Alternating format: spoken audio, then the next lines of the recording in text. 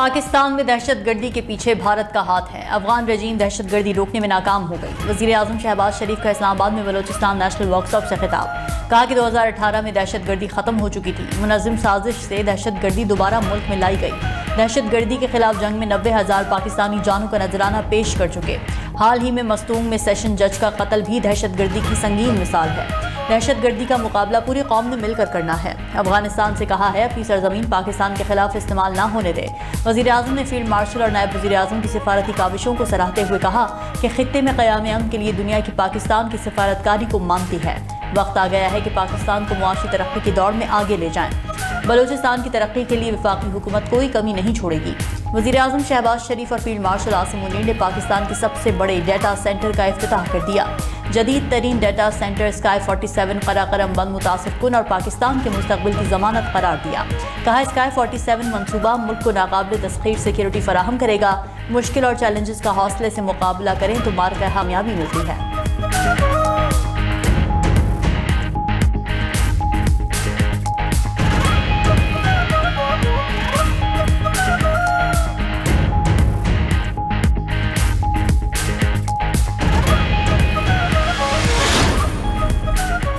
کالعدم T T P اور be L A Afghan سرزمین سے سرگرم ہیں۔ دہشت گردی میں افغانوں کا ملوث ہونا تشویشناک ہے۔ نائب وزیر اعظم اسحاق ڈار کا کرغزستان میں شنگھائی تعاون تنظیم کے وزراء خارجہ کونسل اجلاس سے خطاب۔ کہا خطے میں تنازعات کا حل مذاکرات اور سفارتکاری سے ہی ممکن ہے۔ امن و معاہدے کو سبوتاژ کرنے کی ہر کوشش کی مذمت کرتے ہیں۔ اسحاق ڈار کی ایرانی وزیر خارجہ سے ملاقات، پاک ایران تعلقات اور خطے کی صورتحال پر بات۔ ڈار نے خطے میں کشیدگی پر گہری تشویش کا اظہار کیا۔ فریقین سے تحمل اور کشیدگی میں کمی اور اسلام آباد مفاہمتی یادداشت پر پیش رفت کی ضرورت پر زور دیا۔ اسحاق ڈار چینی وزیر خارجہ وانگ یی سے بھی ملے۔ باہمی تعلقات اور علاقائی صورتحال پر تبادلہ خیال۔ پاک چین قریبی تعاون جاری رکھنے کے عزم کا اعادہ۔ شنگھائی تعاون تنظیم کے وزیر خارجہ کی کرغز صدر سے ملاقات۔ ایس سی او کے کردار اور علاقائی و عالمی صورتحال پر بات چیت ہوئی۔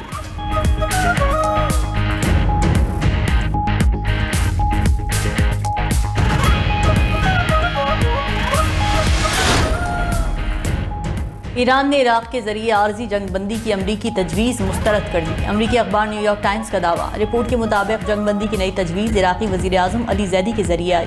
ایران نے جواب میں کہا کہ آبنہ ہرموز کی ناکہ بندی ختم ہونے تک عارضی جنگ بندی میں دلچسپی نہیں۔ نئی پیشکش میں آبنہ ہرموز کا ذکر نہیں۔ وزیر خارجہ عباس عراقچی نے واضح کیا کہ پیغام رسانی کے لیے ثالثوں کی کوئی کمی نہیں۔ اصل مسئلہ امریکہ کا حاکمانہ انداز فکر ہے۔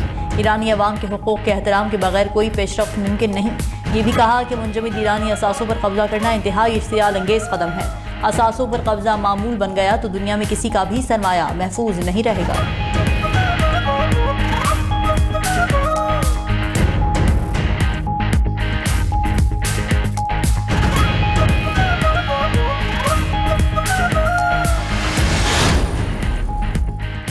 امریکی صدر کی ایران پر مزید تباہ کن حملوں کی دھمکی، بڑے پیمانے پر فوجی کارروائیاں دوبارہ شروع کرنے پر غور۔ ٹرمپ نے کہا کہ ابھی ایران کو زیادہ تکلیف نہیں پہنچی، ایران پر نیا حملہ پہلے سے زیادہ بڑا ہو سکتا ہے۔ ایرانی قیادت مذاکرات چاہتی ہے لیکن ابھی معاہدے کو تیار نہیں۔ حوثی باغی ایران کے اعلی کار ہیں، دوبارہ حملے ہوئے تو ذمہ داری تہران پر ہوگی۔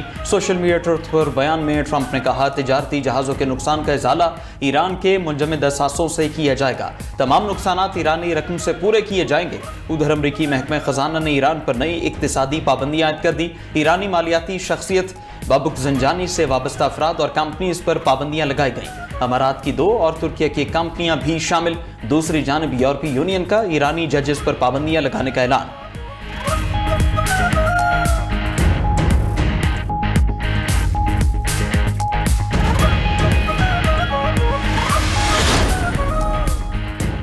امریکی فوج کی ایرانی شہروں پر مسلسل 13ویں رات بمباری۔ جزیرہ قشم، لارک، سوزا، اہواز، بندر عباس، خنداب اور جاسک پر حملے۔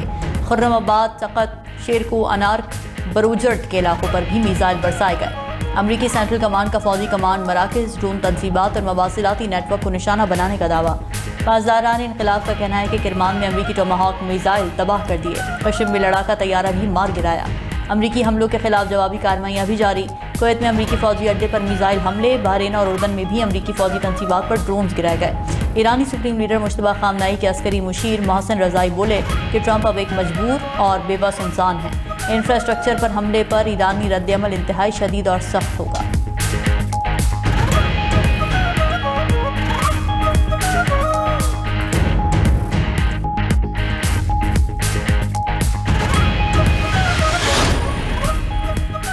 मशरक़ वस्ता में अमरीकी फौजी कार्गो तैयारों की बड़ी नकलो हरकत 24 घंटे में C-17 और C-5 तैयारों की आमदोरफ्त देखी गई।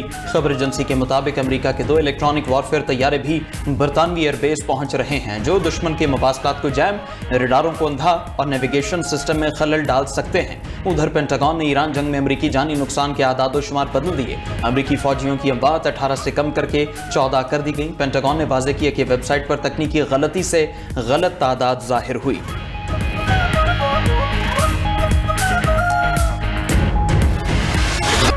बिलावल, कश्मीर को कश्मोर न समझना, ये मीरपुर है, मीरपुर खास नहीं। बरखुरदार, मेरी बात का बुरा न मानना। नोक झोंक होनी चाहिए मगर तलखी या मार कुटाई नहीं। सदर नून लीग नवाज शरीफ ने मीरपुर में चेयरमैन पीपल्स पार्टी को जवाब दे दिया। सवाल किया कि बताएं हमारे बाद आने वालों ने कश्मीर के लिए क्या किया। पाकिस्तान और आज़ाद कश्मीर के हर मंसूबे पर नून लीग की मोहर नजर आएगी। अब भी नून लीग की हुकूमत आई तो कश्मीर में मोटरवेज बनाएंगे, घर घर में गैस की सहूलत होगी। मीरपुर में बैनुल-अक़वामी एयरपोर्ट भी होना चाहिए। वज़ीर आला पंजाब मरीम नवाज बोली, कश्मीर में नून लीग को देखकर मुखालिफिन की कांपे टांग रही हैं। कोई शक नहीं कि शेर आ रहा है। तनकीद करना आसान होता है, हमारे अलावा किसी ने एक ईंट भी लगाई हो तो दिखा दें। हुकूमत लेनी होती है तो अपना नाम लेते हैं, काम कराना होता है तो वफाक का कह देते हैं। कश्मीर वालों सोच समझ कर वोट देना, ये ना हो फिर तरक्की के लिए तरस जाओ। मरीम नवाज ने मीरपुर के लिए 10 इलेक्ट्रिक बसेस देने का वादा भी पूरा कर दिया।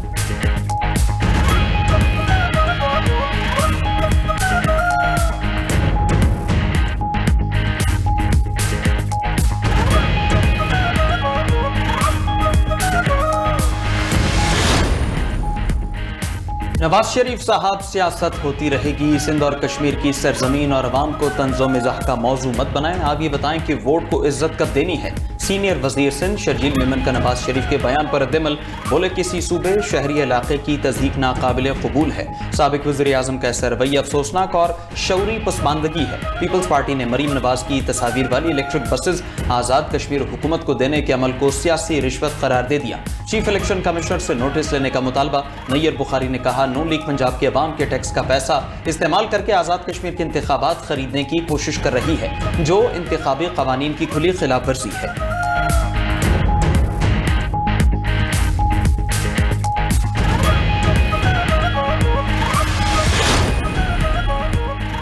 हुकूमत का 10 लाख टन गंदम दरामद करने का फैसला। वफाकी वजीर राना तनवीर हुसैन की तस्दीक। बोले सूबों की ज़रूरत पूरी करने के लिए गंदम फौरी तौर पर दरामद की जाएगी।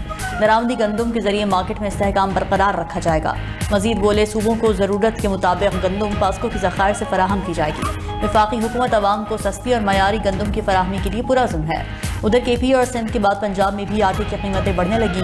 लाहौर में चक्की का आटा 160 रुपये फ़ी किलो फरोख्त। मार्केट में 15 किलो आटे का थैला 1900 रुपये तक जा पहुंचा।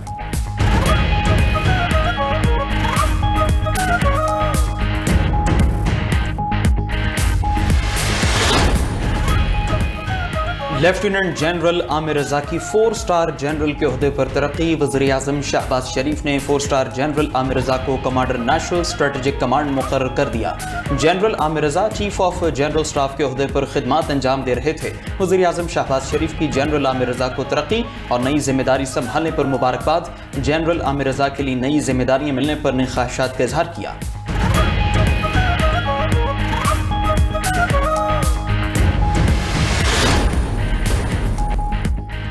पेशावर मोटरवे के करीब 5 अगस्त को शेड्यूल जलसा सेमीफाइनल और फैसला कुन होगा। आइंदा लाहे अमल कौम के सामने रखा जाएगा। वज़ीर आला KP सोहेल आफरीदी का पार्लिमानी इजलास से खिताब। बोले, बतौर वज़ीर आला अपनी जमात के कायद से मुलाकात मेरा आइनी और कानूनी हक है। तमाम आइनी और कानूनी रास्ते इख्तियार कर चुके, अब पुरअमन एहतजाज ही आखिरी आइनी रास्ता है। उधर साबिक वज़ीर आला अली अमीन गंडापुर बोले, शहदा पूरी कौम के हैं, उनकी कुर्बानियों की कदर करते हैं। सियासत में शहदा को नहीं लाना चाहिए। मौलाना फजलुर रहमान शहदा से मुतालिक बयान वापस लें।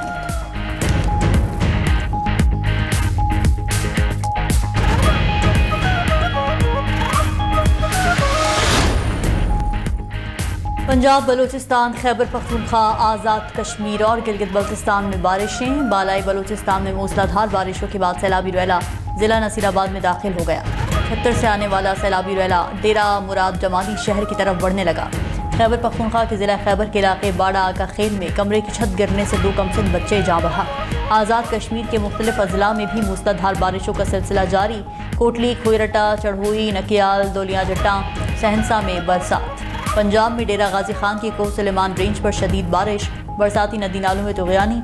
बॉर्डर मिलिट्री पुलिस ने सयाहों, मुसाफिरों और कबायली इलाकों के मकीनों को महफूज मकामात पर मुंतकिल किया।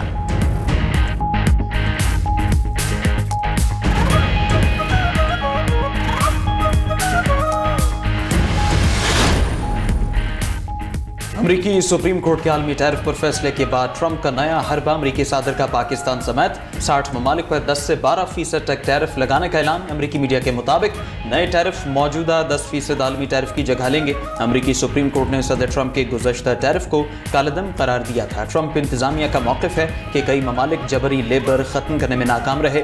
उधर नए टैरिफ पर यूरोपीय यूनियन का ट्रंप से वजाहत मांगने का फैसला। यूरोपीय यूनियन खारजा पॉलिसी की सरबराह काया कैलास ने अमरीका के यूरोपीय यूनियन पर नए टैरिफ को मनफी सरप्राइज करार दिया।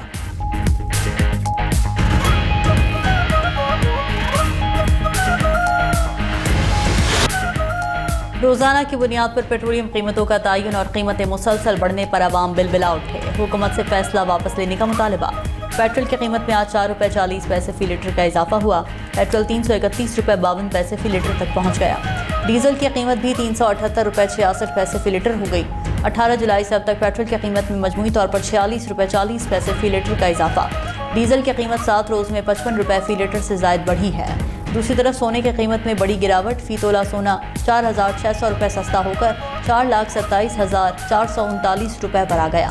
आलमी मार्केट में सोने की $46 कमी से $4,050 फी आउंस में फरोख्त।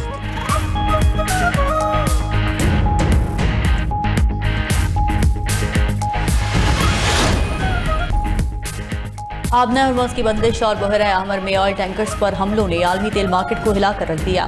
बरतानवी खाम तेल ने आज 100 का हिस्सा अबूर किया। कीमत फिर नीचे आकर $97 फी बैरल पर ट्रेड। अमरीकी खाम तेल भी $90 फी बैरल की सतह पर जा पहुंचा। मशरक़ वुस्ता में कशीदा सूरत हाल से रवा माह खाम तेल की कीमतों में अब तक 30% से ज़ायद इजाफा हो चुका। उधर चीन के 2 सुपर टैंकर्स बाबुल मंदब से बाहिफाजत गुजर गए। अल जज़ीरा न्यूज़ के मुताबिक हुसियों की नाकाबंदी के बावजूद चीनी जहाज़ों को छूट दी गई।